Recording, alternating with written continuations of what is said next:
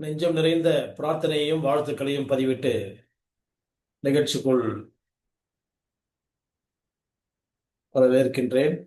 அமைதி நிலவட்டும் அன்புக்குரியவர்களே.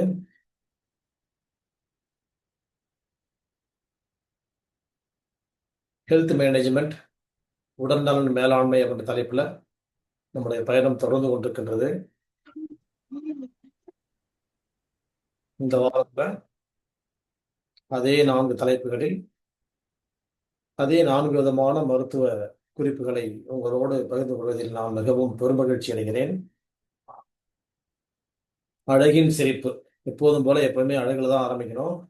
அந்த அழகின் சிரிப்பு, அந்த அழகின் சிரிப்பில் ஒவ்வொரு வாரமாக நாம் பார்த்து கொண்டு வருகின்றோம். முதல்ல ஃபார்வர்ட் பெண்டிங் பண்ணி தலைமுடி பொடுகு நீக்குவது, தலைமுடியில் பலமில்லாத தலைமுடியை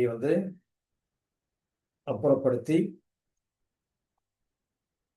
ஆரோக்கியம் உள்ள முடி வளர்ச்சிக்கான ஒரு பயிற்சியை தான் முதல்ல சென்ற வாரத்துக்கு முன் வாரத்தில் நம்ம பார்த்தோம். போன வாரத்தில் நாம் என்ன பண்ணோம், அதுக்கு அடுத்ததாக கண்களுக்கான பயிற்சி. கண்ணில் சோர்வு, அந்த கண்ணில் ஒரு கண்ணை சுற்றி இருக்கக்கூடிய கருவளையங்கள், அதுக்கப்புறமா கண்ணை சுற்றி ஏற்படக்கூடிய சின்ன சின்ன மருக்கள், இப்படி இதெல்லாம் போக்குவதற்கு நாம் கண்ணுக்கு எந்த பயிற்சியை கொடுக்க வேண்டும் அப்படின்னு சொல்லிட்டு நம்ம தூரத்தில், அப்புறம் வெகு தூரத்தில் அருகாமையில் அப்படி 3 நிலைகளை நாம் பக்குவப்படுத்தி நம்ம ஒருத்தர் கேட்டாங்க, அது மாதிரி மொட்டை மாடி இல்லை, மரம்லாம் இல்லை, அதில் பறவை இல்லை, எங்களுக்கு பூத்தொட்டி இல்லை, காம்பவுண்ட் சுவர் இல்லை அப்படின்னு சொன்னா செய்யலாம்னு கேட்கும்போது, நம்ம ஒன்றுமே இல்லை, ஒரு அறைக்குள்ளேயே கூட அது மாதிரி செய்யலாம். தூரத்தில் செவுத்துல ஒரு ஒரு பொருளை நீங்கள் மனசில் வைக்கணும். அதற்கு அடுத்தது உங்களுக்கு முன்னாடி இருக்கக்கூடிய அந்த செவுத்துக்கு கொஞ்சம் முன்னே ஒரு 5 அடி முன்னாடி, 10 அடி ரூமில் உட்காந்துருக்கீங்கன்னு சொன்னால் 5 அடி நடுவில் ஒரு இடத்த பார்க்கணும். அங்கே என்ன பொருள் வச்சுருக்கீங்கன்னு பார்க்கணும். அதுக்கப்புறம் அருகாமைன்னு சொன்னால் உங்களுக்கு கண் பார்வை கீழே எங்கே படுதோ அது 1 அடி 2 அடி கிட்ட தான் படும். இப்போ நமக்கு நேராக பார்க்கும்போது எக்ஸாக்டாக ஒரு 1.5 அடியில் அவனோட கண் பார்வை கிடைக்கும்.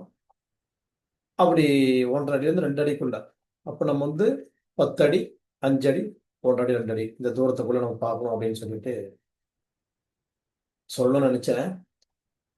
இப்போ அவங்க அந்த நிகழ்ச்சியில் பார்க்குறாங்கன்னு தெரியாது, எப்போதாவது பார்க்கலாம். சரி, இன்றைக்கு அதே அழகின் சிரிப்பில் இந்த பயிற்சியை நாம் எப்படி செய்யணும்? இப்போ நம்ம தலைக்கு பார்த்தாச்சு, கண்ணுக்கு பார்த்தாச்சு.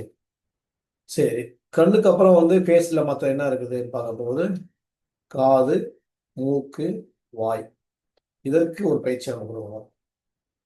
அதுக்கு என்ன செய்யணும் அப்படின்னு சொன்னால், இப்படி 2 கையில் கொண்டு போகணும், காதை அடைக்கணும்,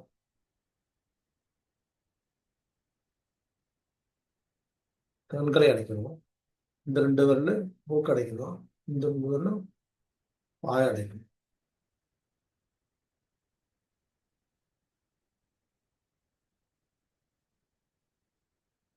மீண்டும் ஒரு முறை சொல்றேன். இந்த காதுக்குள்ள இந்த கட்டை விரல் வச்சிருங்க, ஆள்காட்டி விரல 2 கண்ணுக்கு மேல, நடுவிரலை மூக்கு துவாரத்துக்கு கீழே, மோதிர விரலை உதட்டின் மீது, இண்டு விரலை கீழ்ப்புறமாக இப்படி க்ளோஸ் பண்ணிட்டு ஒரு 2-3 நிமிடங்கள் இந்த பயிற்சியை செய்யணும். அப்போ இப்படி செய்யும்போது என்ன ஆகுதுன்னா, மீண்டும் ஒரு முறை சொல்றேன், காதுகளை கட்டை விரல் கொண்டு அடைக்க வேண்டும், ஆள்காட்டு விரலை கண்ணின் மீது வைக்க வேண்டும், 2 நடுவிரலையும் மூக்கி துவாரத்திற்கு அடியில் அடைத்தாற் போல வைக்க வேண்டும், மோதிர விரல் 2ஐயும் உதட்டின் மீது வைக்க வேண்டும், சுண்டு விரலை தாடையின் மீது வைத்துக் கொள்ள வேண்டும்.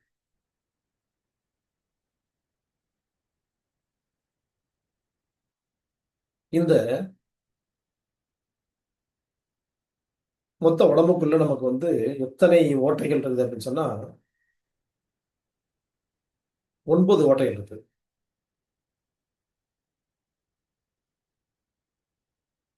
அப்போ ஒருவன் மனது 9 அடாதில் ஒளிந்து கிடப்பது 80 அடான ஒரு பாட்டு கூட இருக்குது, வாலியின் பாட்டு. அதே மாதிரி நாம வந்து 7 கேட்டை படிச்சோம். 1, 2, 3, 4, 5, 6, 7. மொத்தம் உடம்புக்குள்ள 9 வாயில்கள் இருக்குது. 9 வாயில்ல 7 வாயில்களை நம்ம க்ளோஸ் பண்ணணும். 7 வாயில்களை நம்ம எப்படி க்ளோஸ் பண்ணியிருக்கிறோம் அப்படின்னா, 2 கண்கள், 2 காது, 2 மூக்கு துவாரங்கள், 1 வாய். இந்த 7 துவாரங்களையும் நம்ம வந்து க்ளோஸ் பண்ணணும். இது ஒரு பயிற்சி.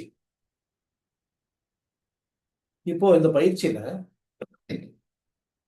என்ன நடக்குது அப்படின்னு சொன்னா, நம்முடைய உணர்வு உறுப்புகளை வந்து நம்ம என்ன பண்றோம்? ஷட் டவுன் பண்ணிடுறோம். எதுக்காக ஷட் டவுன் பண்றோம்? அதற்கு ஓய்வளிப்பதற்காக. Rest, repair, regenerating 3R. RRR. அப்போ அது என்ன செய்யுது அப்படின்னா, நம்ம வந்து ஒரு நாள் பூரா வந்து வேலை கொடுத்துட்டே இருக்கிறோம் நம்ம உடம்புக்கு. அப்ப அது ஓய்வு வேணும் இல்லையா? அந்த ஓய்வு தான் இப்ப நம்ம கொடுத்தோம். இப்ப இந்த ஓய்வை நம்ம கொடுக்கறதுனால என்ன நன்மைகள் அப்படின்னு சொன்னா, மொத்தம் இருக்கிறதே 9 ஓட்டைகள், 9 வாயில்கள். அதுல 7 வாயில்களை நம்ம க்ளோஸ் பண்ண போகும்போது, கண்களுக்கு ஓய்வு கொடுக்க போகும்போது, கண்கள் புத்துணர்ச்சி பெறுகிறது. காதுகளுக்கு ஓய்வு கொடுக்க போகும்போது, காதுகள் கூர்மை அடைகிறது. இந்த மூக்கினுடைய 2 துவாரங்களுக்கும் நம்ம வந்து அடைக்க போகும்போது, அதுவும் வந்து நிதானமான ஒரு போக்கை கடைபிடிக்க ஆரம்பிக்கிறது. வாயை வந்து நம்ம அடைக்க போகும்போது, வாய் மூலமாக நடக்கக்கூடிய செயல்களை அது தடை விதிக்கிறது. காதுக்கு வந்து மூடியே இல்லை, மூக்குக்கு மூடி இல்லை, கண்களுக்கு மூடி இருக்குது. ஒரு கண்ணுக்கு ஒரு மூடி, இன்னொரு கண்ணுக்கு இன்னொரு மூடி. வாய்க்கு வந்து ஒரே ஒண்ணுதான் அது. அதுக்கு 2 மூடி, 2 மேல ஒண்ணு கீழே ஒண்ணு, 2 மூடி. ஏன் அப்படின்னு சொன்னா, வாயில 2 விதமான வேலை நடக்குது. ஒன்னு அவுட்புட், ஒன்னு இன்புட். ஒன்னு வந்து என்ட்ரி, இன்னொன்னு எக்ஸிட். உள்ள போயிட்டே இருக்குது ஒரு பார்ட், வெளியே வந்துட்டே இருக்குது. இதுல வந்து கண்களுக்கும் மூக்குக்கும் கொடுக்க போகும்போது என்ன நடக்குதுன்னா,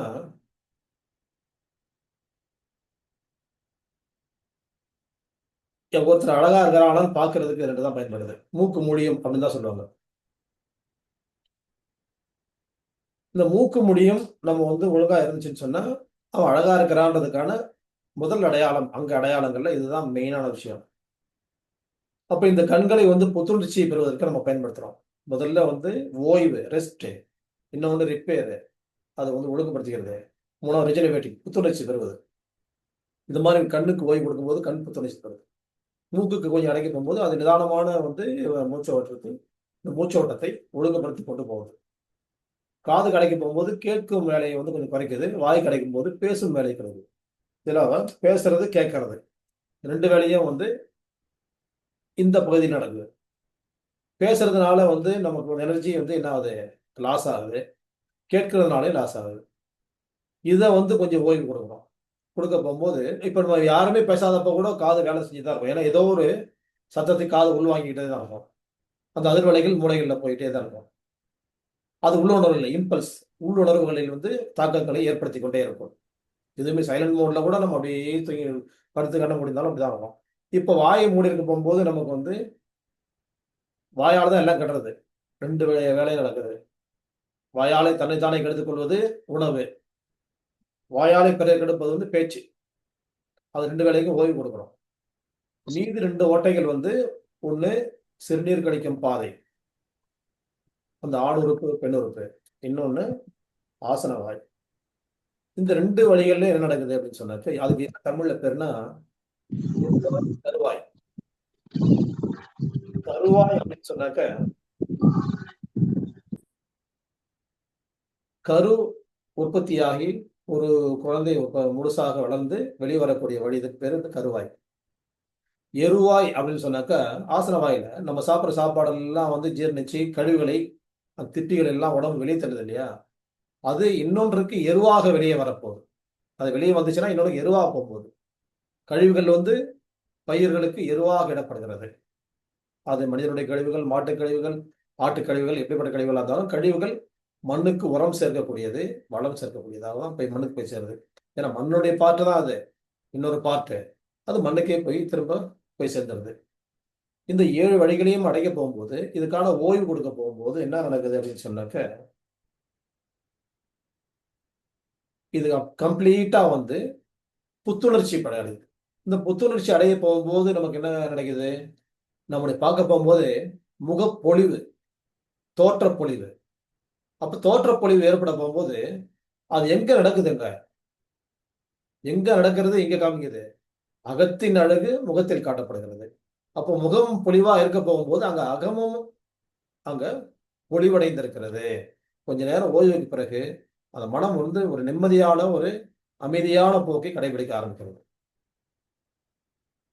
அப்ப 6:45 கிளாஸ் ஆரம்பிக்கும் போது பார்த்தேன். ஒருத்தர் தான் இருந்தாரு. ஒரு முத்து தான் இருந்தாரு. யோகா மாஸ்டர். அப்புறம் இன்னொரு முத்து வந்து சேர்ந்தாங்க. அப்புறம் வந்து இங்க ரெக்கார்டிங் ஸ்டார்ட் பண்ணோம்னா, டக்குனு ஒரு முத்த காணாம போயிட்டாரு. நல்ல வேளை அவருடைய பார்ட் இது யோகா பார்ட். அதுக்கப்புறம் உள்ள வந்துட்டார் பாதியில. அவர் ஸ்டார்ட் பண்ணதுக்கப்புறம் நிறுத்த முடியாது. நான் சொல்றது தான் யோகா. நெக்ஸ்ட் இந்த அழகின் சிரிப்புல ஒன்றுக்கு ஓய்வு கொடுக்கின்ற பொழுது, அது அழகாக தன்னை சீரமைத்துக் கொள்கிறது அப்படின்ற ஒரு விஷயத்தை தான் இங்க பதிவு பண்றாங்க. இது 3வது அழகின் குறிப்பு. இந்த குறிப்பை நீங்க பார்க்க போகும்போது, உங்களுடைய அழகை வந்து எப்படியெல்லாம் மேம்படுத்திக் கொள்ளலாம்? இந்த உறுப்புகளுக்கு ஓய்வு கொடுப்பதன் மூலமாக புத்துணர்ச்சி அடைய செய்யலாம், பொலிவடைய செய்யலாம். உங்கள் உடலின் ஆற்றலும் இதில் வந்து கூடுது. அழகு மட்டுமல்ல, ஆற்றலும் கூடுகிறது. அப்படின்ற செய்தி தான் இது. அடுத்தது ஆரோக்கியத்தின் அழைப்பு. போன வாரத்துக்கு முன் வாரம் ஒரு மருந்து அறிமுகம் செய்தோம். போன வாரம் ஒரு மருந்து அறிமுகம் பண்ணோம். இன்றைக்கு 3வது மருந்து. இந்த மருந்து இந்த நேரத்துக்கு ஒரு முக்கியமா தேவைப்படக்கூடிய ஒரு மருந்து. இந்த மருந்துடைய அறிகுறிகள்லாம் என்ன இருக்குது அப்படின்னு சொன்னாக்க, இந்த மருந்துடைய அறிகுறிகள் எரிச்சல். போன வாரம் சொன்ன மருந்துலயும் எரிச்சல் வந்துச்சு. அது வேற. இந்த மருந்துலயும் எரிச்சல் இருக்கும். அப்ப எரிச்சல் இருக்குனாலே என்ன ஆகும்? உடம்புல ஹீட் இருக்குன்னு அர்த்தம். அடுத்தது ஹீட் இருக்குதுன்னா இன்னொரு அடையாளம் என்னது? தண்ணி தாகம். தாகம் எடுக்கும். இதுக்கப்புறம் என்னவாகும்? உடம்புல கத கத கதன்னு உடம்பு சுட ஆரம்பிக்கும். அதுவும் ஹீட்டு. உள்ள இருக்கிற வெப்பம் வந்து வெளியே வருது. உடம்பு பூரா கொதிக்குது. அனலா கொதிக்குது. அதுக்கப்புறம் என்ன பண்ணுது? மூக்கெல்லாம் எரியுது. மூக்குல வந்து தும்மல் வருது. தண்ணியா கொட்டுது. அதுக்கப்புறம் வாய் வழியா கண்ணுல வந்து எரிச்சல் காட்டுது. மூக்குல தண்ணியா கொட்டுது. வாய் வழியா வந்து வாந்தி வருது. குமட்டல் வாந்தி. அப்புறம் காதுகள்ல சூடா காதுகளுக்குள்ள இருந்து காத்து வருது. உடம்பெல்லாம் சுடுது. அப்போ மூக்குல நீர் ஒழுகுதல், கண்ணுல எரிச்சல், மூக்குல எரிச்சல், அதே மாதிரி வாய் வந்து உலர்ந்து போய் தண்ணி தாகம் அப்பப்போ குடிக்கணும் போல தோணும். குடிச்சாலும் அடங்காது. உடம்பெல்லாம் சுடும். இப்படிப்பட்ட அறிகுறிகள் இருந்தால் என்ன மருந்து எடுக்கலாம் அப்படின்னு சொன்னா, இதற்கு நம்ம 4 வருஷத்துக்கு முன்னாடி பின்னோக்கி பார்க்கணும். 2020 மார்ச் மாதம் 25ஆம் நாள் நமக்கெல்லாம் வந்து வாழ்க்கையில் எதிர்பாராத திருப்பு முனைகள்லாம் நம்ம சந்திச்சுட்டே இருக்கிறோம் அந்த உலகத்துல. நாம் சந்தித்த இன்னொரு திருப்புமுனை கொரோனா தொற்று. அப்ப அந்த தொற்றை ஒழிப்பதற்கு ஆயுஷ் மூலமாக நமக்கு அறிமுகம் செய்யப்பட்ட இந்த மருந்தினுடைய பெயர் ஆர்சனிக்கம் ஆல்பம். ஷார்ட்டா நம்ம வந்து ARSALB அப்படின்னு சொல்றோம். ARSENICUM ALBUM ஆர்சனிக்கம் ஆல்பம் அப்படின்ற மருந்து மத்திய அரசால் நமக்கு பரிந்துரை செய்யப்பட்ட ஒரு மருந்து. இந்த காய்ச்சல்ல நீங்க வந்து காய்ச்சல் அறிகுறிகள் இருந்தால் நீங்க 3 வேளையும் சாப்பிடுங்க. அப்போ பொதுவாக இந்த மருந்து என்ன செய்யுது அப்படின்னு சொன்னா, ஒரு வைரஸ் தொற்றுகளை எல்லாம் ஒழிப்பதற்கு பயன்படுகிறது. வெளிக்காற்றிலிருந்து எதெல்லாம் உள்ளே உள்ள பூந்துருதோ, அதையெல்லாம் ஒழிப்பதற்கு பயன்படுகிறது. சரி. இதனுடைய மனசனுடைய அறிகுறி இந்த மருந்துக்கு என்னவா இருக்கும்? இந்த மாரி ஒரு உடம்புல சாதாரணமான ஒரு வைரஸ் தொற்று வந்துச்சுன்னு வச்சுக்கங்களேன், நமக்கு வந்து ஒரு ஜுரம் வரப்போம்போதே ஒரு மாரி ஒரு அன்ஈசினெஸ், ஒரு பயம். அதாவது ஒரு இயல்பு நிலைக்கு மாற்றமான நிலை, ஒரு பயம். எப்படிப்பட்ட ஒரு வீரனா இருந்தாலும் அவருக்கு இவ்ளோ பயம் இருக்கும். நான் வந்து வீரன் தெரியுமான்னு சொல்லி அந்த இடத்துல சொல்லிட்டு இருக்க மாட்டாரு அவரு. அவருக்கு வந்து மருந்து இருக்கா தான் டாக்டர் தேடுவாரு. அப்படின்ட்டு இல்லை. இன்னும் கேட்டாக்க, இந்த மாரி ஒரு அறிவிப்பு குடுத்து எல்லாத்தையும் வந்து லாக்டவுன்ல உள்ள அடக்கி வச்சிருக்க போம்போது, அந்த பயம் வந்து எத்தனை மடங்கு அதிகமாயிருக்கும். அப்ப தவியா தவிப்பாரு. இந்த தவியா தவிக்கிறதுக்கு என்ன பேருன்னா, ரெஸ்ட்லெஸ்னஸ் ரெஸ்ட்லெஸ்னஸ் அமைதியின்மை. தீவிரமான அமைதியின்மை ஒரு மனிதனிடம் காணப்பட்டால், அவர் கண்ணு எரியல, நாக்கும் வந்து தண்ணி தாகம் எடுக்கல, மூக்குலயும் தண்ணி ஒழுகல, எனக்கு வந்து காய்ச்சல் அடிக்கல. ஆனா ஏதோ ஒரு காரணத்தால அவருக்கு வந்து ஒரு அமைதியின்மை ஏற்படுது அப்படின்னு சொன்னால், அந்த நேரத்திலயும் இந்த மருந்து அவருக்கு தர முடியும்.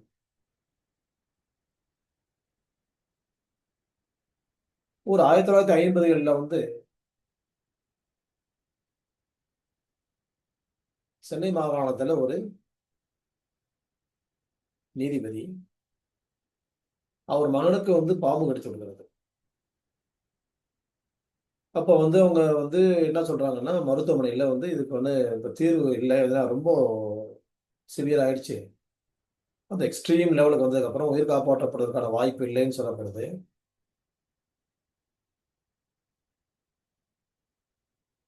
அந்த நேரத்துல வந்து இவருக்கு வந்து ஒரு ஹோமியோபதி டாக்டர் அறிமுகம் செய்யப்படுகிறார்.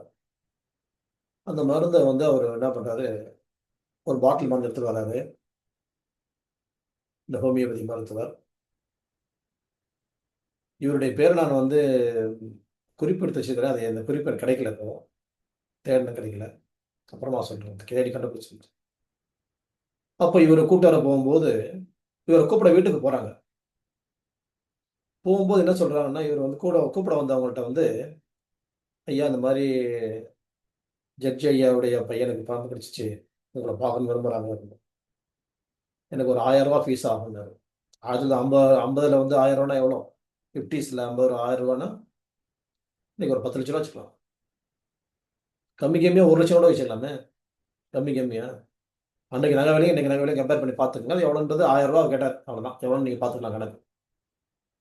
1000க்கு இன்னைக்கு வந்து 50 வருஷத்துக்கு முன்னாடி, 70 வருஷத்துக்கு முன்னாடி. சரி.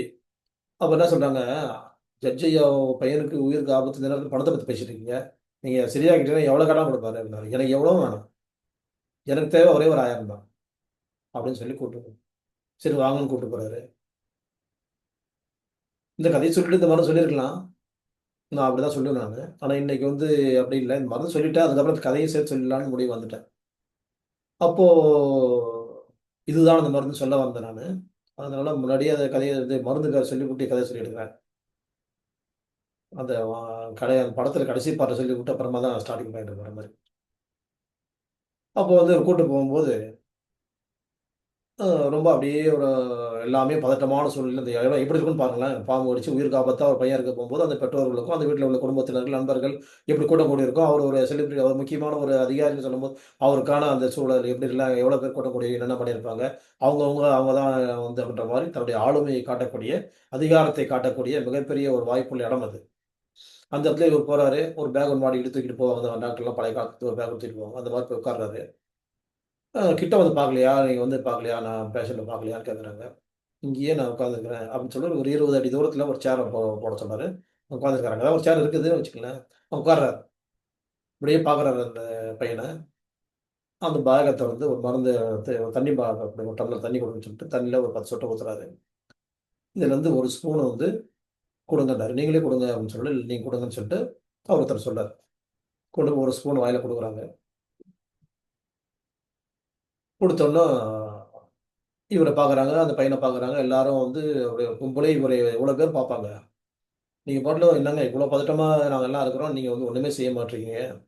நீங்க வந்து இங்க உட்காந்துருக்கீங்க அப்படின்னு சொல்லிட்டு இவரு சொல்றாரு. நீங்க வந்து கிட்ட வந்து பார்க்க மாட்டீங்களா? அப்படின்னு ஒருத்தர் கேட்கிறாரு. அந்த கேள்வியினுடைய அதிகாரம் எப்படிப்பட்டது? இந்த பையன் மட்டும் செத்து போட்டான். நீ அவ்வளோதான் அப்படின்ற மாரி அந்த அதிகாரத்த மென்மையா பயன்படுத்துறாரு. பாரு என்ன நடக்குது பாரு அப்படின்ற மாதிரி. அப்போ அவரு வந்து இல்ல 10 நிமிஷம் வெயிட் பண்றேன் அப்படின்னு சொன்னாரு. 10 நிமிஷம் கழிச்சு அப்படியே பார்க்குறாரு. மறுபடியும் ஒரு ஸ்பூன் குடுங்கன்றாரு. இது மாரி நடக்குது. 2 தடவ, 3 தடவ, 4 தடவ நடக்குது. அப்படி நடந்ததுக்கப்புறம், எல்லாரும் இவங்க வந்து அந்த பையன பார்க்கறத விட்டு இவர தான் பார்க்குறாங்க. இவர் என்ன செய்ய போறாரு? இவர் என்ன செய்ய போறாரு? இல்ல இவர நம்ம என்ன செய்யணும்? அந்த கேள்வி 2 விஷயங்கள் இருக்கு அதுல. ஒண்ணு இவரு என்ன செய்ய போறாரு? பெருசா ஒண்ணும் பண்ணிட போறதில்ல. ஏன்னா, அங்க அந்த ஜிஹெச்லேருந்தே முடியாம வந்தாச்சு. இப்போ வந்து இவர நம்ம என்ன செய்யலான்ற வந்து பார்வைக்கு திருப்புறாங்க. இவர் என்ன செய்ய போறார்ன்ற கேள்வியில ஆரம்பிச்ச அந்த பார்வை, அதன் தொடர்ச்சி எங்க போகுது? இவர நம்ம என்ன செய்யலாம் அடுத்தது? இந்த ஆளு ஒழுங்கா வீடு போய் சேருவாரா? இல்லையா? இங்கேயே வந்து அந்த பையன் கூடயே சேர்ந்து இவரையும் அடக்கம் பண்றதா? அப்படி வந்து அந்த பார்வை அத்தனை பேருடைய பார்வையும் அப்படியே கொதி நிலையில இருந்துச்சு. அப்படி இருக்க போகும்போது, ஒரு 3 டோஸ் குடுத்ததுக்கப்புறம், அந்த பையனுடைய முகத்துல ஒரு அமைதி தெரிய ஆரம்பிக்குது. நுர தள்ளுறது நிக்குது. அப்புறம் வந்து அந்த பதற்றல்கள்லாம் குறையுது. துடிப்பு குறையுது.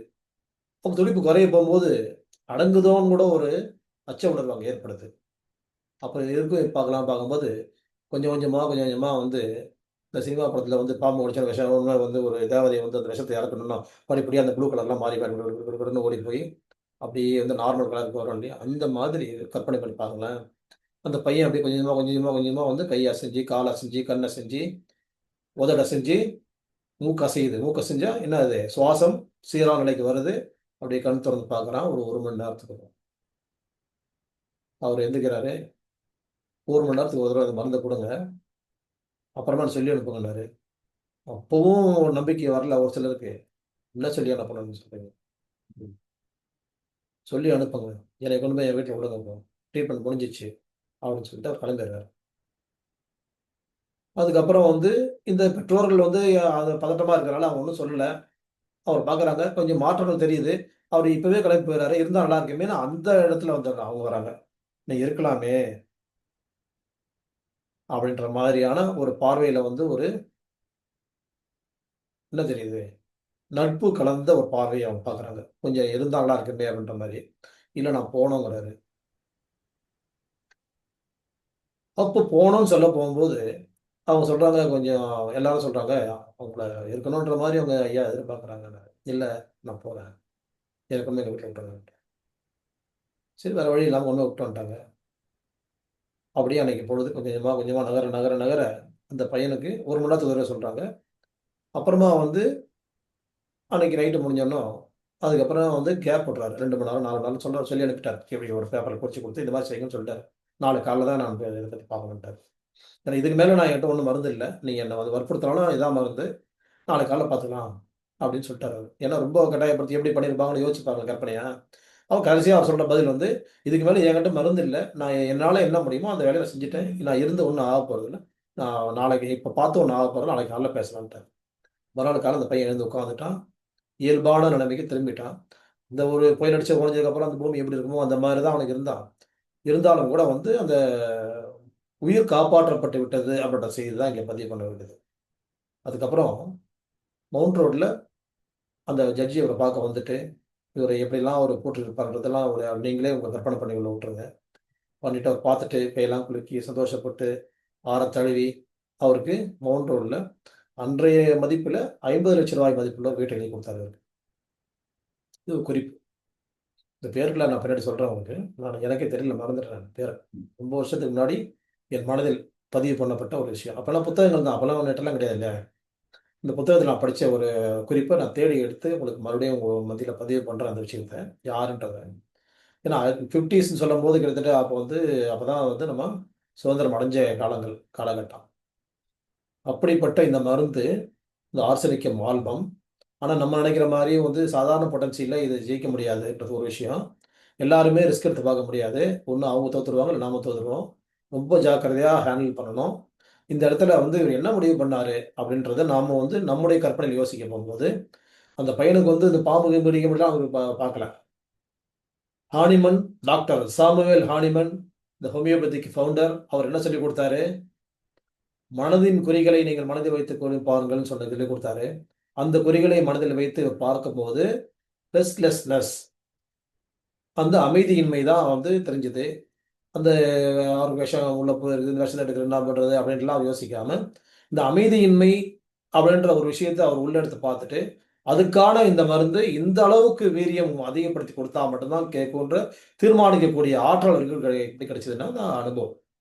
அந்த அனுபவத்தின் மீது. அதனால தான் அவர் அவ்வளவு வந்து திமிரா வந்து நடந்திருக்கிறாரு. திமிரான்னு சொல்ல முடியாது. அவருடைய நேச்சர் அது. அவர் இந்த இடத்துல அவர் இத வந்து என்னை யாரென்று அடையாளம் காட்டுறேன்னு சொல்லி காட்டக்கூடிய இடமா இருந்திருக்குது. ஏன்னா, அவருக்கு வெற்றி அடைய முடியும்ன்ற நம்பிக்கை இருந்தனால தான் அப்படி செஞ்சிருக்கிறாரு. அப்படி இல்லன்னு சொன்னாக்கா, அவர் கொஞ்சம் பணிவு காமிச்சிருப்பாரு. நான் எதுவும் குடுத்து பார்க்குறேங்க. கேட்டா கேட்குது. இதான் கடைசி மருந்து என்கிட்ட இருக்கிறது. நீங்க குடுத்து பாருங்க. கேட்கலன்னா வந்து என்கிட்ட ஒண்ணும் வருத்தப்பட்டுக்காதீங்க. என்னைய எதுவும் வந்து நீங்க பண்ணிடாதீங்க. ஏன்னா, இது என்கிட்ட இருக்குது. நான் எப்படி அங்க முடியாதுன்னு சொன்னாலும், இங்கேயும் முடியாதுன்னு தான் நான் சொல்றேன். இருந்தாலும் ஒரு முயற்சி பண்றதுக்காக நான் குடுத்து வைக்கிறேன். அப்படின்ற மாரியான பசப்பு வார்த்தைகளை அவர் பேசவில்லை. ஒப்புக்கு பேசல. அப்போ அவர் சொல்றாரு. உறுதியாக சொல்றாரு. நான் போதும் இந்த மருந்து 3 தடவ பார்த்துட்டேன். நான் வீட்டுக்கு போணும். எனக்கு வந்து வீட்ல விட்டுருங்கன்னு தான் சொன்னாரு ஒழிய, இதுக்கு மேல நான் செய்றது ஒண்ணும் இல்லங்க. என்ன விட்டுருங்க அப்படின்ற மாரி கெஞ்சும் துணியில அவர் பேசவில்லை. அவர் கெஞ்சல. அவரு கெஞ்சவும் இல்லை, கொஞ்சவும் இல்லை. அங்க மிஞ்சி தான் இருந்தார். ஏன்னா, அவருக்கு இருக்கக்கூடிய அந்த நம்பிக்கை, இந்த மருந்தின் மீது இருக்கக்கூடிய நம்பிக்கை, அவருக்கான அனுபவத்தின் மேல் இருக்கக்கூடிய நம்பிக்கை, எப்பயும் பேசுற மாரி இறை நம்பிக்கைக்கு அடுத்ததாக நமக்கு வந்து தன்னம்பிக்கை தான் வேணும்னு சொல்லி நம்ம அடிக்கடி பேசிட்டு தான் இருக்கிறோம். அப்ப அந்த தன்னம்பிக்கை எவ்வளவு அவருக்குள்ள ஸ்ட்ராங்கா இருந்துச்சுன்னு சொன்னா, இந்த மருந்து செலக்ட் பண்ணியிருப்பாரு. இந்த உயிர் காப்பாற்றப்பட்டிருக்கும். அப்படின்னு சொல்ல போகும்போது, இதைத்தான் வந்து ஆயுஷ் என்ன பண்ணாங்க, கொரோனா காலத்துல இதை ஒழிப்பதற்கு இதை பயன்படுத்திக்கன்னு சொன்னாங்க. இன்னைக்கு இன்னொரு மருந்து இப்ப இந்த வாரம் வந்து இப்ப மறுபடியும் கொரோனா தொற்றுலாம் இருக்குது. இன்னொரு மருந்த வாங்கிக்க சொல்லி இன்னைக்கு 2, 3 நாளைக்கு முன்ன அனௌன்ஸ்மென்ட் குடுத்துருக்காங்க. அது நீங்க பார்த்துக்கங்க. எல்லா விளம்பரம் எல்லார்ட்டயும் எல்லாருடைய WhatsAppலயும் இருக்குது. அந்த மாதிரி இந்த மருந்து ஆபத்தான மரண தருவாயில இருக்கக்கூடியவங்களோட கேட்கும். ஆனா எப்படி குடுக்கணுன்ற அனுபவங்கள் மருத்துவருடையக்கூடியது. ஆனால் நீங்க வந்து எப்படி பயன்படுத்தணும்னு சொன்னா, ஃபர்ஸ்ட் எய்டாக இத பயன்படுத்திக் கொள்ள வேண்டும்ன்றதான் எப்பவுமே நான் சொல்ற விஷயம். இப்பவும் அதே தான் சொல்றேன். இத முதலுதவி சிகிச்சையாக ஆர்சனிக்கம் ஆல்பம் என்ற மருந்தை வந்து மூக்குல ரன்னிங் நோஸ் ரெய்னிட்டீஸ் அப்படின்னு சொல்ற வார்த்தைய வந்து ரைனிட்டீஸ்ன்னு மாத்திட்டாங்க. மூக்குல வந்து தண்ணி விழுந்துச்சுன்னா ரைனிட்டீஸ்ன்னு பேரு. அதுக்கு, அதுக்கப்புறம் எரிச்சலுக்கு, அப்புறம் யூரின் எரிச்சலா இருந்தாலும் கேட்கும். கண் எரிச்சல் மட்டும் இல்ல, உடம்பு எரிச்சல் மட்டும் இல்ல, எங்க எரிச்சல், வயித்தெரிச்சலா இருந்தாலும் கேட்கும். அது போட்டுக்கலாம். எல்லா எரிச்சலுக்கும் கேட்கும். ஹீட் புரொடியூஸ் ஆயிருக்குன்னு சொன்னா கேட்கும். அந்த மாதிரியான இந்த மருந்தை நீங்கள் பயன்படுத்திக் கொள்ள வேண்டும் என்பதுதான் வந்து இன்றைக்கு ஆரோக்கியத்தின் அழைப்பு அப்படி தலைப்புள்ள செய்தி. 3வது தலைப்பு மனதோடு பேசுவோம். இந்த மனதோடு பேசுவோம் அப்படின்னு சொல்ல போகும்போது, முதல் வாரத்துல நாம வந்து இந்த மாதிரி ஒரு மருந்து அறிமுகம் செய்தோம் என்றால், முன்னாள் பாரத பிரதமர் மொரார்ஜி தேசாய் அவர்களுக்கான மருந்து அப்படின்னு அடையாளம் காட்டணும். ஏன்னா, அவர் எப்படிப்பட்ட கொள்கையுடையவரா இருந்தாரு. புடிச்சா நான் புடிச்ச முயலுக்கு 3 கால் அப்படின்னு சொல்லக்கூடிய அளவுக்கு உள்ள ஒரு நபர் அவரு. அவரு வந்து நெறைய இடங்கள்ல அவரை வந்து மேற்கோள் நம்ம காட்டிட்டே தான் இருக்கிறோம். அந்த மாதிரி உள்ள குணநலம் உடையவங்களுக்கு அந்த மருந்தை பயன்படுத்திக் கொள்ள வேண்டும் சொல்லிட்டு முதல் மருந்தை நம்ம பயன்படுத்தணும். அப்ப அந்த மருந்துக்கே ஒரு உயிர் இருந்துச்சுன்னு சொன்னால், அதை கண்டுபிடித்த டாக்டர் பேட்ச் அவர்கள்ட்ட போய் அந்த மருந்து கேட்டிருக்கோம். எப்படி கேட்டிருக்கோம்? "நீ வந்து என்னைய வந்து எப்படி மலர் மருந்துன்ற பேர்ல வந்து நீ சேர்த்த என்னையன்னு." நான் அவர் பேர் அப்படி பேர் வைக்கல அவரு. 12 ரெமெடீஸ்ன்னு தான் வச்சாரு. அதுக்கப்புறம் 12 ரெமெடீஸ் அண்ட் அதர்ஸ்ன்னு வச்சாரு அவரு. அதுக்கப்புறம் உள்ளவங்க வந்து 38 பேட்ச் ஃப்ளவர் ரெமெடீஸ்ன்னு பேர் வச்சாங்க. அப்படி யார் வச்சாங்களோ அவங்களே வந்து அந்த மருந்து உயிர் தான் கேட்டிருக்கும். எப்படி வந்து என்னைய 38 மலர் மருந்துகள சேர்க்கலாம்?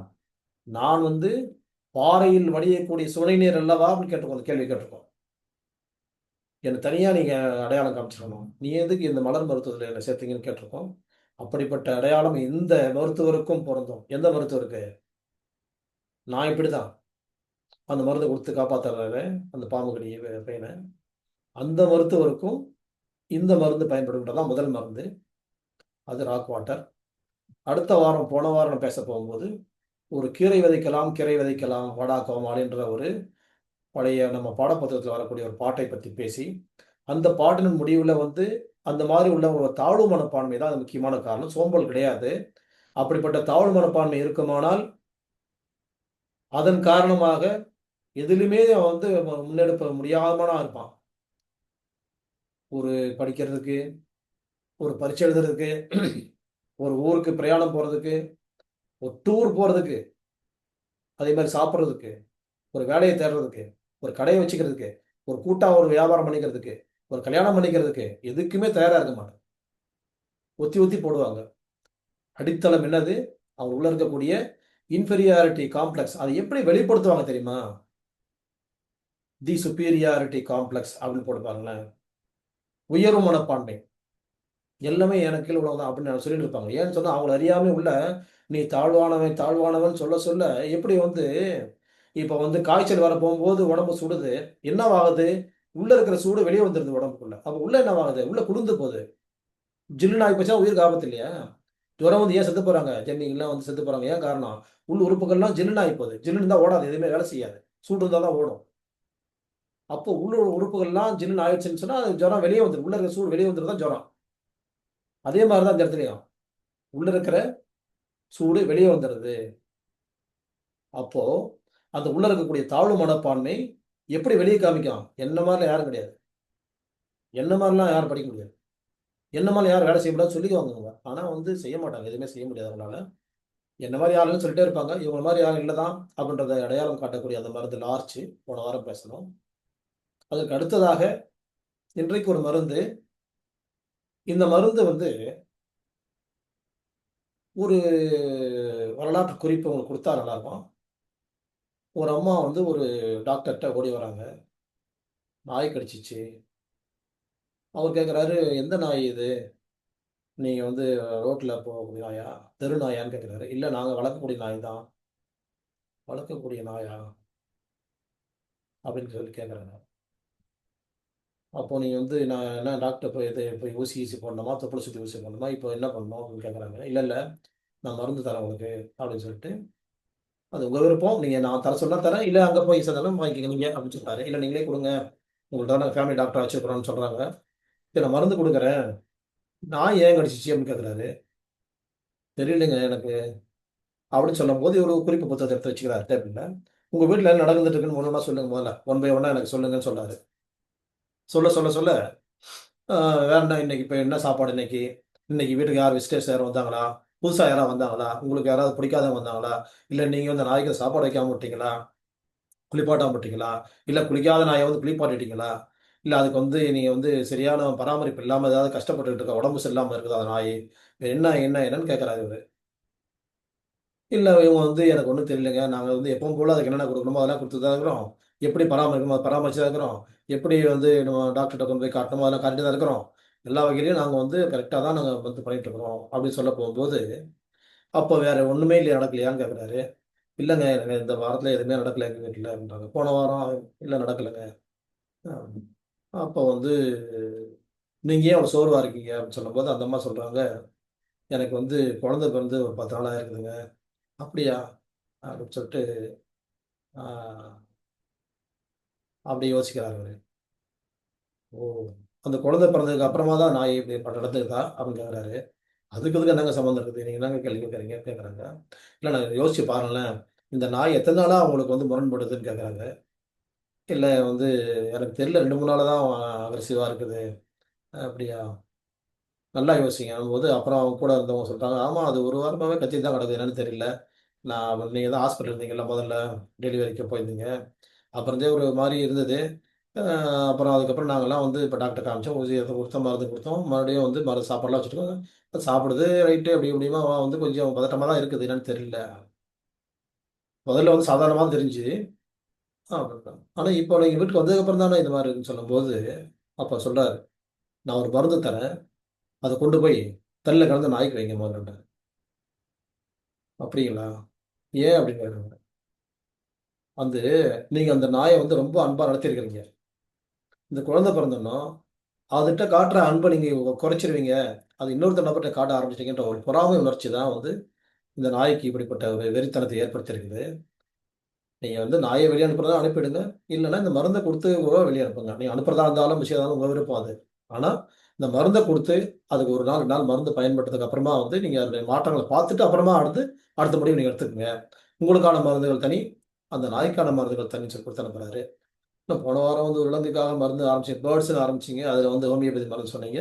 இன்னைக்கு வந்து நாய்க்குன்னு சொல்றீங்க. அது பேர்ட்ஸ் இல்லைன்னு சொன்னீங்க. இப்போ இது நாய் இல்லையான்னு கேட்டால் இல்லை, நாய்க்கு தான் இது. இது நாய்க்கு மட்டும் கொடுத்த மருந்தா? நாய்க்கான மருந்தா? ஃப்ளவர் மெடிசன் டாக்டர் பேட்ச் கண்டுபிடிச்சாருன்னு சொன்னா, இல்லை இல்லை. எல்லா உயிரினங்களுக்கும் பொதுவாக தான் டாக்டர் பேட்ச் அவர்களை புரிஞ்சிட்டோம்னு சொன்னா, ரொம்ப அற்புதமான ஒரு மனநிலை உள்ளவர் அவரு. இயற்கையை நேசிக்கக்கூடிய நேசர் அவரு. அப்ப இயற்கைக்கும், விலங்குகளுக்கும், மனிதர்களுக்கும் பொதுவாகத்தான் இந்த மருந்தை அறிமுகம் சென்றேன்னு சொல்லாம சொல்றாரு அவரு. நாய்க்கு கொடுக்க போகும்போது நாய் நார்மல் ஸ்டேட்டுக்கு வருது. அது மறுபடியும் வந்து அந்த அந்த குடும்பத்தில அன்பா நடந்து கொள்ள ஆரம்பிச்சுக்கிறதுன்றது அந்த வரலாற்று குறிப்படி முடிவு. இந்த மருந்து அப்போ யார் யாருக்கெல்லாம் தரலாம்? யாருக்கு தரலான்னு சொன்னா, 3 செடி, 4 செடி நம்ம வச்சிருக்கிறோம். 1 செடி பட்டு போகுது. 3 செடி நல்லா தான் இருக்குது. அப்படின்னு சொன்னால், இந்த பட்டுப்போன செடிக்கு ஒரு மருந்து குடுவோம். மருந்து குடுத்தா, அது திரும்ப வந்து நல்லா செழிச்சு வளரும் அப்படின்னு சொல்லிட்டு டாக்டர் பேட்ச் சொல்றாரு. சரி. அப்போ இந்த மருந்து அதுக்கு குடுக்கலாமா? இந்த மருந்து அதுக்கான மருந்து இல்லை. அதுக்கு வேற. அப்ப இந்த மருந்து யாருக்கு குடுக்கணும்? மீதமுள்ள 3 செடிகளுக்கு நீங்க தெளிங்கன்னு சொல்றாரு. தெளிக்கிறாரு. அப்ப அது தெளிச்சா என்னவாகும்னா, இந்த செடிகளினுடைய தாக்கம் வந்து இந்த பட்டுப்போன செடி இன்னும் பலவீனப்படுத்தாம ஸ்டாப் ஆயிடும். அப்ப என்ன உணர்வு அவர் சொல்ல வராரு அப்படின்னா, பொறாமை, என்வி, ஜெலஸ். இந்த பொறாமையில 2 விதங்கள் இருக்குது. நன்மை செய்யும் பொறாமையும் இருக்குது. தீமை செய்யும் பொறாமையும் இருக்குது. ஆக மொத்தத்துல அது நன்மை செய்யுதா, தீமை செய்யுதான்ற ஆராய்ச்சின்றது வேற. அது உளவியல் தொடர்பான டீப்பான சப்ஜெக்ட். நம்ம அதுக்குள்ள போ வேணாம். ஆக மொத்தத்துல பொறாமை உணர்ச்சியை இல்லாமல் ஆக்குவதற்கு டாக்டர் பேட்ச் அவர்கள் அறிமுகம் செய்யக்கூடிய இந்த மருந்து ஹாலி, HOLLY, ஹாலி. இந்த மருந்து என்ன செய்யுது? இப்போ ஒரு 2வது குழந்தை பிறந்தோன்னா, முதல் குழந்தை நம்மளோட முரண்படும். நம்மள வெறுக்கும். அப்ப அந்த நேரத்துல இந்த மருந்த அந்த முதல் குழந்தைக்கு தரணும். இந்த ஒரு செடி பட்டு போகும்போது மீதமுள்ள 3 செடியும் வந்து நல்லா செழிச்சு வளர்ச்சிருக்கு இல்லையா? செழிப்பா இருக்கக்கூடிய அந்த 3 செடிகளுக்கும் இந்த மருந்த தெளிக்கணும். தெளிக்கணும். அப்ப நம்ம வந்து இது எல்லா இடத்துலயும் தெளிக்கலாம். எல்லாருமே உணர்வோட நம்மள சூழ்ந்து உணர்வு உள்ளவங்களா இருக்கிறாங்க. பொறாமைக்கு நாம வந்து நம்ம ஆளாயிடக்கூடாது அப்படின்றது வந்து பெரியவர்கள்லாம் நமக்கு நெறைய சொல்லக்கூடிய விஷயங்கள் தான். அப்ப பொறாமை, கண் திருஷ்டி இதெல்லாம் சொல்றாங்க இல்லையா? இது எல்லா வேதங்கள்லயும் சொல்லப்பட்டிருக்கின்றது. எல்லா அறிஞர்களும் பேசுறாங்க. எல்லா மனிதர்களும் வந்து நம்மள்ட்டயும் அந்த விஷயங்கள் விவாத பொருளாவும் இருக்குது. ஒத்துக்கொள்ள முடிஞ்சதாவும் இருக்குது. எப்படி இருந்தாலும் பொறாமையை இல்லாமல் ஆக்குவதற்கு நம்மை சூழ்ந்து பொறாமை இருக்குமானால், நம்ம வீடு கட்டியிருக்கிறோம். நம்ம புதுசா கல்யாணம் பண்ணிட்டு வந்திருக்கிறோம். நம்ம புதுசா ஒரு குழந்தை பிறந்திருக்குது. நம்ம புதுசா வியாபாரம் ஆரம்பிச்சிருக்கிறோம். அப்படின்னு உள்ள ஒரு புதுப்பித்தல், ஒரு ரினிவல் பண்றோம்.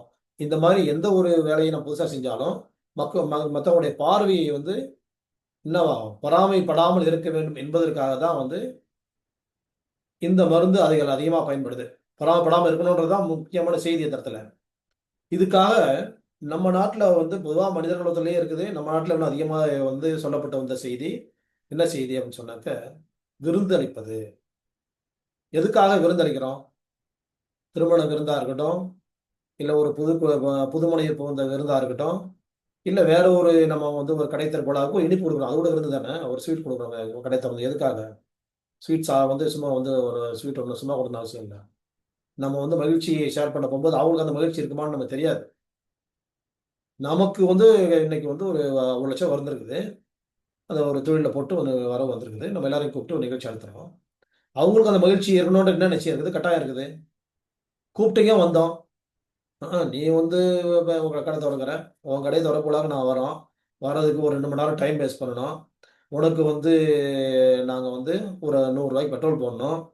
அதுக்கப்புறம் வந்து நாங்களும் நல்லா ட்ரெஸ் பண்ணிக்கணும் அன்னைக்கு. சாதாரண நேத்து போட்ட ஷர்ட் இன்னைக்கு போட்டு போலான்னு பார்த்தா கூட, அது எங்க இன்னைக்கு புதுசா தான் போட்டு போனோம். சென்ட் அடிக்கணும், மேக்கப் பண்ணிக்கணும். வந்துட்டு சும்மாவும் போ முடியாது. ஒரு கிஃப்ட்ட குடுக்கணும். இவ்வளவும் உனக்கு நாங்க செய்யணும். நீ எல்லாம் வந்து நீ சந்தோஷமா இருக்கிறதுக்கு, நாங்க இன்னும் உன்ன சந்தோஷப்படுத்தணும். இப்படி நெனப்போட தான் வர வேண்டிய சூழ்நிலை இருக்கும். எல்லாருமே அப்படியெல்லாம் சொல்ல முடியாது. மனித இயல்பு யாருக்குள்ள என்ன நடக்கும் யாருக்கும் தெரியாது. அதனால ஒரு விருந்து குடுத்துட்டால், அது காம்பன்சேட் ஆயிடும். ஏன்னா, அவனுக்கு அந்த நேரத்தில் என்ன தோணும்னா, அந்த ஸ்வீட்டுடைய இனிப்பை வந்து மகிழ்ச்சி அடைகிறது தான் அவனுடைய எண்ணங்கள் ஓடும். அப்ப இந்த கடைய பத்தி பெருசா பார்க்கறத விட்டுட்டு, "என்ன குடுத்துருக்காங்கங்க? லட்டா? மைசூர் பாக்கா? ஏன் வேற ஏதாவது புதுசு புதுசா நெறைய ஸ்வீட் வருது. இது என்ன லட்டு மைசூர் பாக்கு குடுத்துருக்காங்க அவங்க?" அப்படின்ற மாரி அங்க போயிடும் மைண்டு. அப்ப டேஸ்ட் பண்ணி பார்த்துட்டு, "என்னதான் ஆனாலும் தெரியல. இது நல்லா தான் இருக்குது. இத பத்தி தெரிஞ்சுக்கணும் நம்ம. ஏங்க இதே மாரி அடுத்த ஃபங்ஷன் வரும்போது நம்ம வாங்கிக்கணும்." அப்படின்ற மாரி எண்ண ஓட்டங்கள் எங்க போய் சேரும்? அந்த இனிப்பு பலகாரத்தின் மீது போய் சேர்ந்துரும். அப்போ அந்த தடை விதிக்கப்படுகிறது. எதுக்கு? இந்த இடத்த பார்த்து, இந்த தொழில பார்த்து பொறாமைப்படுவதை விட்டும் தடுக்கப்பட்டு, இவங்களுடைய எண்ணங்கள் பூரா வந்து இனிப்பின் மீது போயிடும். அதே மாதிரி வந்ததுக்கு ஒரு இனிப்பாவது குடுத்தான் பாப்பா, ரிலாக்ஸா இருக்குது கொஞ்சம். இந்த மாரி இன்னும் கூட ஒரு 2 பாக்கெட் வாங்கிட்டு போயிடலாம். எங்க வாங்கணும்னு சொல்லி கேட்டு அங்க கூட ஒரு 1/2 கிலோ வாங்கிட்டு போயிடலாம். அடுத்து எதனா ஃபங்ஷன் வந்துச்சுன்னா கூட நம்ம இந்த அட்ரஸ கட் பண்ணி வச்சுக்கணும். அடுத்த ஃபங்ஷன் இந்த இதெல்லாம் நம்ம வாங்கணும். அப்படின்ற மாரி நம்ம எண்ண ஓட்டங்களுடைய வந்து பாதையை வந்து மாற்றி அமைத்து விடுகிறது. இந்த இடத்துல நம்ம வந்து ஒரு முக்கியமான ஒரு நபர பத்தி நம்ம பேசணும். முன்னாள் முதலமைச்சர் எம்ஜிஆர் அவர்கள். அவரு வந்து எப்பயுமே அவர் வீட்டுக்குள்ள போகும்போது, யாரு வந்து அவரு வந்து அவர் அனுமதி பெற்று அங்க போறாங்களோ, அவங்க எல்லாருக்குமே வந்து சாப்பிட்டு தான் அவர பார்க்க முடியும். அப்படின்றது தான் வந்து அவர் விதித்திருந்த ஒரு கட்டாயமான ஒரு செயல்பாடு. அவருடைய வாழ்நாள்ல அத கடைபிடிச்சாரு. அவருடைய ஃபாலோவர்ஸ் இன்னைக்கும் நெறைய பேர் ஃபாலோ பண்ணிட்டு இருக்காங்க. ஒரு நபர்ட்ட வந்து இருக்கக்கூடிய நன்மைகள நம்ம எடுத்துக்கணும்னு சொல்ல போம்போது, அவர்ட்ட இருக்கக்கூடிய அந்த விருந்தோம்பல், அவர் வந்து நல்லவரா இருக்கட்டும், அந்த ஆராய்ச்சிலாம் நமக்கு எங்கேயும் போக வேண்டிய அவசியம் இல்ல. நம்ம எங்க இருக்கிறோமோ, அந்த கடிவாளம் போட்டு அங்கேயே நிக்கணும். அந்த இடத்துல அவர் கொடுத்த விருந்தோம்பல் இன்றைக்கும் பேசப்படுகிறது. இன்னைக்கும் அவர் பேசப்படுகிறாருன்னா, அது கூட அது காரணமாவோட இருக்கலாம். அவர் முதல்ல வந்து அதாவது விருந்தோம்பல்னா அடுத்தவங்களுக்கு உதவி செய்றதுலயும் அவர் இருந்திருக்கிறார்ன்றதுலயும் வந்து ஒரு இன்னொரு நிகழ்ச்சியும் கூட அவர் வந்து அவருக்கு வந்து சம்பளம் வந்து ஒரு 1000 2000 இருந்துச்சு. ஒரு தடவ வந்து அவருக்கு வந்து சம்பளம் வந்து ஏத்தி தரணும்னு சொல்லி பேச போகும்போது, எல்லா சக நடிகர்கள், அந்த ஊழியர்கள், நடிகர்கள் மட்டும் இல்ல. அந்த டெக்னீஷியன்ஸ் எல்லாமே சேர்ந்து அந்த முதலாளி சொன்னாங்களாம், அவருக்கு வந்து ஏத்தி குடுங்கன்னாங்களாம். என்னப்பா அவருக்கெல்லாம் ரெக்கமெண்ட் பண்றீங்கல்ல? இல்ல அவரு அவருடையதால தான் நமக்கு நல்லது நடக்குது. நல்லா அட்ராக்ட் பண்றாரு. அவர ஏத்தி குடுங்கன்னாங்களாம். எவ்வளோ உங்களால நம்ம அதிகமா செய்ய முடியுமோ செய்யுங்கன்னு சொன்னாங்களாம். அந்த முதலாளி சிரிச்சுட்டே சொன்னாராம், "ஏன் ரூ. 10,000 ஆக்கிடலாமா சம்பளத்த? அப்பல்லாம் 1000, 2000 தான் சம்பளம்." அப்படின்னா, "ஆ சந்தோஷம் ஐயான்னாங்க." ஆ இது வந்து அவருக்கு தெரியாது. அவர் வெளியூர்ல எங்கேயோ இருக்கிறாரு அவரு. இந்த இடத்துல வந்து சரி போங்கன்ட்டாராம். அப்புறமா வந்து இவரு என்ன பண்ணிட்டாராம், ஊர்ல வந்தோனே ஒரு சம்பளம் குடுக்க கூப்பிட்டாங்கன்னு சொல்லி போனோம். சம்பளம் வாங்கிட்டு வராரு. வாங்கிட்டு வந்தோனே அந்த குழுவ பார்க்குறாரு. அவங்கலாம் வந்தோன, அவர் சொல்றாரு சந்தோஷமா சொல்றாரு, "இன்னைக்கு வந்து ரூ. 10,000 எனக்கு சம்பளம் போட்டிருக்காங்க முதலாளி. எனக்கு வந்து ரூ. 2,000 போதும். மீதி ரூ. 8,000 நீங்க எல்லாரும் யார் யாருக்கு எவ்வளோன்றது நீங்க வந்து நான் சொல்றேன். அவங்கலாம் பிரிச்சு எடுத்துக்கங்க. உங்க வீட்ல உள்ள பிரச்சனைலாம் சால்வ் பண்ணிக்கங்க. கடனோ, சாப்பாடு வாங்க அரிசி இல்லையா? என்ன இல்ல? அப்டிலாம் பார்த்து பிரிச்சு குடுத்துர்றேன்." அப்ப அதற்கான தகுதி அதுங்க இருந்ததுனால தான் அவர்கள் வந்து ரெக்கமெண்ட் பண்ணியிருக்காங்க. அந்த ரெக்கமெண்டேஷன் அவருக்கு தெரியாது. அந்த 10,000 சம்பளம் வந்தவுடனே அந்த 10,000 எடுத்துட்டு அவர் வீடு கொண்டு போயில்ல. இங்க கொண்டாந்து அவருக்கு தேவையானத எடுத்துக்கிட்டு மீதிய குடுத்து, அங்க எல்லாரையும் அவர் சந்தோஷப்படுத்தினார் என்பது மட்டும் அங்கு ஒரு நிகழ்ச்சி. அது தொடர்ந்து அவருடைய வாழ்நாளெல்லாம் வந்து அவர் வீட்ல விருந்து தொடர்ந்து நடந்து கொண்டே இருந்துச்சுன்னு சொல்லி, இன்னொரு நிகழ்ச்சியும் வந்து இங்க பதிவு செய்ய வேண்டியது. நம்மளோடு வாழ்ந்தவர்கள பத்தி தெரிஞ்சுக்க வேண்டிய யார் வந்து இருந்து போயிருந்தாலும் அவங்க நன்மைகள வந்து நம்ம தேவை. நம்மட்ட வந்து வந்து என்ன நன்மைகள் இருக்கோ அத நம்ம எடுத்துக்கணும். அந்த இடத்துல இத நான் பதிவு பண்ணணுன்றது என்னுடைய விருப்பம். ஏனென்றால் பொறாமை ஒழிப்பதில விருந்து மாரி, உணவு மாதிரி வேற எதுவுமே இருக்க முடியாதுன்றது என்னுடைய தீர்மானமான கருத்து. இந்த கருத்தை இந்த ஹாலி என்ற மருந்தோடு இணைச்சு நான் உங்கள்ட்ட பேசியிருக்கிறேன். பொறாமையை ஒழிப்பதற்கு ஹாலி எப்படி பயன்படுதோ, அது மாரி பெருந்தோம்பல் உணவளிப்பது பயன்படுகிறது. உணவளிப்பது எந்த அளவுக்கு பயன்படுமோ, அந்த அளவிற்கு ஹாலி பயன்படுகிறதுன்றதான் செய்தி. கடைசியாக இயற்கையோடு இணைவோம். 4வது பகுதி. அன்னைக்கு முதல்ல வந்து ரத்தம் அதாவது சக்தி ஓட்ட மண்டலம், அப்போ ஆக்ஸிஜன், பிராணா, இந்த வைட்டல் எனர்ஜி எப்படி பாஸ் ஆகுதுன்றது இந்த பகுதியிலயும், அதுக்கு அடுத்த வாரம் போன வாரம் வந்து இந்த பகுதி ரத்த ஓட்ட மண்டலத்தினுடைய செயல்பாடுகள பத்தி நம்ம பேசிட்டு இருந்தோம். இதற்கு அடுத்ததாக வந்து நுரையீரல் முக்கியமானது. பிறக்க போகும்போது அது வந்து வேலை செய்ய ஆரம்பிக்கிறது.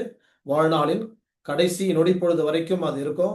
மூச்சடங்கினால் அங்க உயிர் போயிடுச்சு. மூச்சடங்கினால் பேச்சடங்கிடும். பேச்சடங்கினால் உயிர் போயிடுச்சு. அப்போ மூச்சும் பேச்சும் எவ்வளவு ஓடிக்கொண்டே இருந்தவைகள் அப்படின்றது நமக்கு தெரியும். உள்ள ஓடுனதுலேருந்து ஆரம்பிச்சு கடைசி வரைக்கும் ஓடுறது வந்து ரத்த ஓட்ட மண்டலம், பேச்சு அது தொடர்புடைய ஹார்ட்டு. இந்த பிறந்ததுக்கு அப்புறமா வந்து வேலை செய்ய ஆரம்பிச்சு, இறுதி நொடி பொழுது வரைக்கும் நம்மளோட பயணிக்கிறது வந்து இந்த மூச்சு. 2 மடங்குனா உயிர் போயிடுச்சு, போச்சு.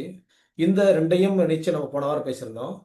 இதன் தொடர்ச்சியாக அடுத்த இடத்துக்கு ஒரு கருவை வந்து உருவாக்குவதற்கு முன்பாக, அந்த தம்பதி ஆகக்கூடியவர்கள் அல்லது திருமணம் பேசிக் கொண்டிருக்கக்கூடியவர்கள், அந்த புதிய மணமக்கள் அல்லது புதிய மணமக்களுக்கான பெற்றோர்கள் அல்லது பாதுகாவலர்கள் யார் வேணாலும் அப்படி இருந்தாக்க அப்ப என்ன செய்யணும் அப்படின்னா அடுத்த பகுதி 3வது பகுதி இந்த அக்குபங்சர் மருத்துவத்துல நுரையீரல் சக்தி ஓட்டம் எங்க ஆரம்பிக்குது அப்படின்னு சொன்னா இந்த இடத்துல இந்த காலர் போனுக்கு கீழே தான் ஆரம்பிக்குது இந்த பாயிண்ட் நுரையீரலுடைய பாயிண்ட் இந்த காலர் போனுக்கு கீழே ஆரம்பிக்குது இது இப்படி ஷோல்டர் வழியா டிராவல் பண்ணி எங்க வந்து முடியுது கட்டவரில் வந்து முடியுது கட்டைவரில் வந்து முடியுது கட்டைவரோட இந்த பகுதி வெளிமுனை இந்த முனையில வந்து முடியக்கூடிய சக்தி ஓட்ட மண்டலத்துல நாம் என்ன செய்ய போறோம் அப்படின்னு சொன்னால் இந்த கட்டைவரில் முடியுது இல்லையா இது வரைக்கும் இந்த இந்த அடித்தண்டு இருக்கு இல்லையா இந்த அடி மேல இருந்து உச்சிலிருந்து உள்ளங்கால் வரை அப்ப இதை எப்படி இமேஜின் பண்ணோம் தலையில இருந்து தொண்டை பகுதி இது கழுத்து பகுதி தொண்டை கழுத்தம் தலையை திரி எடுத்தா அந்த மாதிரி இந்த பகுதிக்கு என்ன பண்ணோம் ப்ரெஸ் பண்ணணும் இது 1 2 3 4 5 6 ஒன்றுலயே ஒரு 10 தடவை 10 டச்சஸ்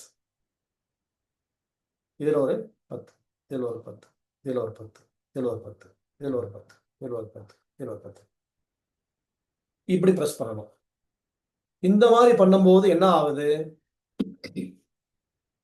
இப்போ இந்த சக்தி ஓட்ட மண்டலம் அப்படின்ற விஷயத்த வந்து இது அக்குபஞ்சர் கத்துக்கிறவங்க தானே இது யூஸ் ஆகும்னு நினைக்க வேணாம் அக்குபஞ்சர் படிக்காதவர்களுக்கும் பயன்படும் அக்குபஞ்சர் மருத்துவத்தில் என்ன நடக்குதுன்றதையும் தெரிஞ்சுக்கிட்டா நமக்கு நல்லது இல்லையா இப்போ நுரையீரல் இங்க இருக்குது ஒவ்வொன்றுக்கும் வந்து உடம்புல உள்ள இருக்கிற உறுப்பு ஒரு இடம் அதுக்கு சக்தி ஓட்டம் போகக்கூடிய பாதைகள் வேற இடத்துல இருக்குது அதுல ஒரு பாதை தான் வந்து நுரையீரலுக்கு சக்தி தரக்கூடிய இந்த பாதை இங்க ஆரம்பிக்குது தோள்பட்டையில நெஞ்சிலிருந்து ஒரு பாதி தூரத்தில் தாண்டி இங்கே எலும்பு கீழே ஆரம்பிச்சு இப்படியே வந்து கட்டவரில் வந்து முடியுது இந்த கட்டவரில் முடியக்கூடிய இந்த பகுதியை தான் இப்போ நம்ம வந்து ப்ரெஸ் பண்ண சொல்லி 3வது பகுதியாக அறிமுகம் செய்யறோம் பண்ணும்போது என்ன ஆகுதுன்னா நுரையீரலுடைய கடைசி பகுதி இந்த விரல் முனை இதுதான் கடைசி பாயிண்ட் இது வரைக்கும் நம்ம ப்ரெஸ் பண்ண போறோம் அப்போ இந்த விரல்ல இங்கிருந்து இது வரைக்கும் நம்ம பண்றோம்னா இதுக்கு முன் பாயிண்ட் எங்க இருக்குன்னு சொன்னா இந்த உள்ளங்கை மேட்ல இருக்குது அப்போ இந்த பாயிண்ட் விட்டுறணும் இந்த கோடு வரைக்கும் இந்த பாயிண்ட் வேலை செய்யுது இந்த கோட்டுக்கு மேலே இருக்கக்கூடிய இந்த பகுதி முழுமையும் இந்த பாயிண்டோட கனெக்ஷன் கடைசி பாயிண்டோட கனெக்ஷன் இது கொடுக்கும்போது என்ன ஆகுது தலை மூளை மூளையின் நரம்பு மண்டலம் தலையின் நரம்பு மண்டலம் தொண்டை பகுதி கழுத்து இப்படி திருகலாம் கழுத்தை நீலகண்டம் அப்போ இது வரைக்கும் இந்த ஒரு புள்ளியிலே பயன்படுத்தி நம்ம என்ன பண்ணோம் அந்த ஒரு புள்ளியெல்லாம் தனியாலாம் பண்ண வேணாம் இப்படியே ப்ரெஸ் பண்ணி விடலாம்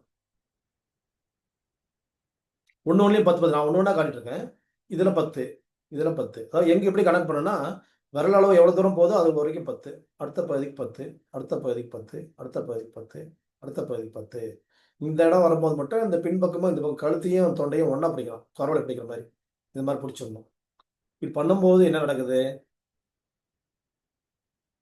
இந்த நுரையீரலுடைய 11 புள்ளிகள்ல கடைசி பாயிண்ட் இது இந்த பாயிண்ட் எங்க போகுது இருந்து எங்க பாஸ் ஆக போகுது தாவ போகுது அப்படின்னு சொன்னா லிவருக்குள்ள போகுது லிவர்னா கல்லீரல்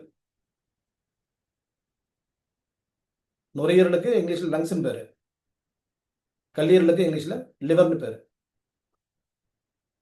ரெண்டுமே ஒன்றுக்கு ஒன்று நெருக்கமான தொடர்புடையவை ரெண்டுமே எல்ல தான் ஆரம்பிக்குது எல் ஆரம்பிக்கும் லவ் அண்ட் அஃபெக்ஷன் எல் ஆரம்பிச்சாலே லவ் அன்பு அப்போ ரெண்டுக்கும் உள்ள கனெக்ஷன் எப்படி ஆகுது நுரையீரல் நான் என் வேலையை முடிச்சுக்கிட்டேன் இந்த நீ வந்து வாங்கிக்க அப்படின்ட்டு லிவருக்குள்ள தன்னுடைய சக்தியை அனுப்பி தரக்கூடிய ஒரு இடம் தான் இந்த இடம் லாஸ்ட் பாயிண்ட் அப்போ என்ன ஆகுது லிவருக்குள்ள போயிடுச்சுன்னா லிவர் என்ன பண்ண போகுது அங்க இருக்கக்கூடிய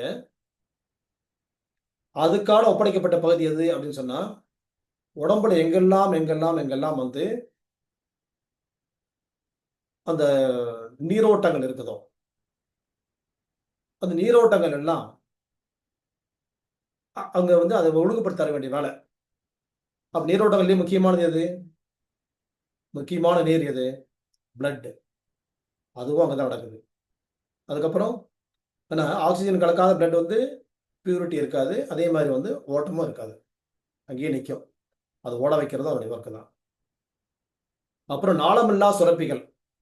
இந்த சுரப்பி அவன் பேர் வந்துட்டாலே, சுரப்பியில என்ன இருக்கும்? சுரக்குதுன்னா என்ன அர்த்தம்? ஒண்ணு சுரக்குது அப்படின்னா, அது தண்ணி இருக்குது, சுரக்குது. தண்ணி சுரப்பு. இப்ப இங்க இன்னும் சுரப்பு இருக்குதுப்பா. இங்க சொன இருக்குது, இங்க ஊத்து இருக்குதுன்னு சொல்றோம் பார்த்தீங்களா? சுரப்பு அப்படின்னு சொன்னாலே அங்க தண்ணி இருக்குன்னு அர்த்தம். இந்த சுரப்பிகள்லாம் யாருடைய கண்ட்ரோல் இருக்குன்னா, உடம்புக்குள்ளேயே இருக்கக்கூடிய மிகப்பெரிய சுரப்பி. மனித உடலுக்குள்ள இருக்கக்கூடிய மிகப்பெரிய சுரப்பி கல்லீரல், லிவர். ஈரல்னு சாதாரணமா பேசுறோம். வயித்துல வலது பக்கமா இருக்குது. இந்த ஈரலுக்குள்ள சக்தியை கொண்டு கொடுத்தோம்னா, அது எல்லா சுரப்பிகளுக்கும் சக்தியை ஷேர் பண்ணி கொடுக்குது. அது 2 மொத்தம் 7 சுரப்பிகள் இருக்கு உடம்புக்குள்ள. 7 சுரப்பிகள்ல 2 சுரப்பிகள் இருக்குது மூளைக்குள்ள.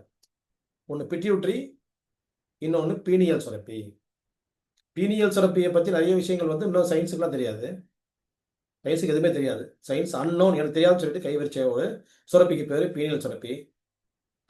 அதுக்கு அர்த்தம் இருக்குது. 2வது வந்து பிட்யூட்டரி சுரப்பி. இந்த பிட்யூட்டரி சுரப்பி தான் வந்து ஒருத்தன் உயரமாக்குறது, குள்ளமாக்குறது, அகலமாக்குறது, குறுக்குறது.